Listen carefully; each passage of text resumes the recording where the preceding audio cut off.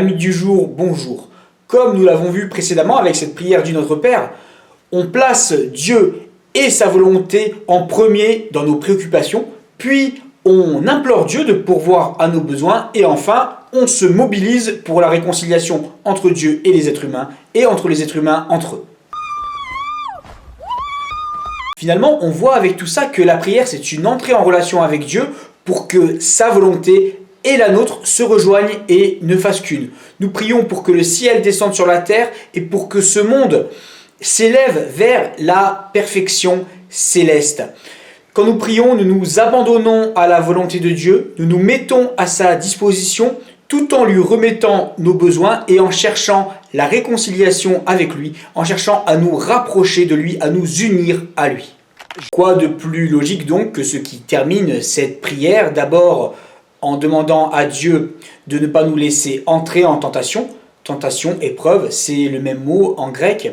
Et puis littéralement le texte dit « ne nous fais pas entrer ». Et puis deuxième demande donc, on demande à Dieu de nous délivrer du mal, ce mal qui nous sépare de lui. Je crois que toi et moi, on a un peu le même problème. Mais puisque, comme le rappelle la lettre de Jacques dans le Nouveau Testament également, Dieu ne tente personne, de quelle tentation, de quelle épreuve s'agit-il ici ? Je peux avoir une oreillette pour traduire? On peut penser qu'il ne s'agisse pas ici de n'importe quelle épreuve, tentation, mais du fait de tenter Dieu, d'éprouver Dieu en doutant de lui, comme l'a fait Israël au désert. Ainsi, ce qu'on demande ici à Dieu, c'est de ne pas douter de lui.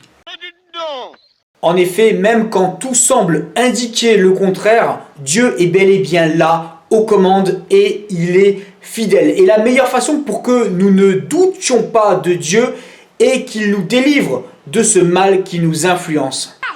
Par le mal, le mauvais, selon les traductions, il est probable que Jésus désigne ici le diable qui a tenté Jésus au début de l'évangile.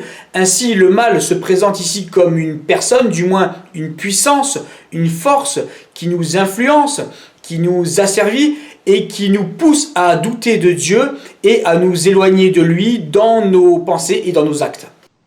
Quoi ? Ce mal n'est pas simplement quelque chose à l'intérieur de nous que l'on pourrait apprivoiser, mais bien quelque chose d'extérieur qui nous influence, qui nous asservit, qui nous domine et qui évidemment nous atteint par diverses souffrances physiques ou morales. Et ce mal, on voit qu'on a besoin de la puissance de Dieu pour en être délivré. Concluons maintenant notre série de vidéos.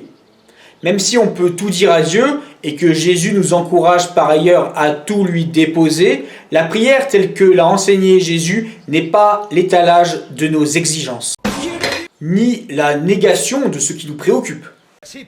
C'est un échange avec Dieu par lequel on l'invite à prendre davantage de place dans notre monde, dans nos vies, en nous, et par lequel on se rapproche de lui. La fin de la prière que nous récitons ne vient pas de ce que Jésus a dit selon les évangiles, mais nous la trouvons dans un écrit du IIe siècle qui s'appelle la Didaché, l'enseignement des apôtres. Non, c'est... Cette finale résume bien pourquoi nous devrions vivre en relation avec Dieu, nous rapprocher de lui, nous unir à lui. Il est le maître, il a le pouvoir, il est la perfection même. Nous avons donc tout à gagner à vivre en relation avec lui et à le placer au centre de nos préoccupations. Voilà, si cette série de vidéos vous a aidé, n'hésitez pas à partager. Soyez bénis.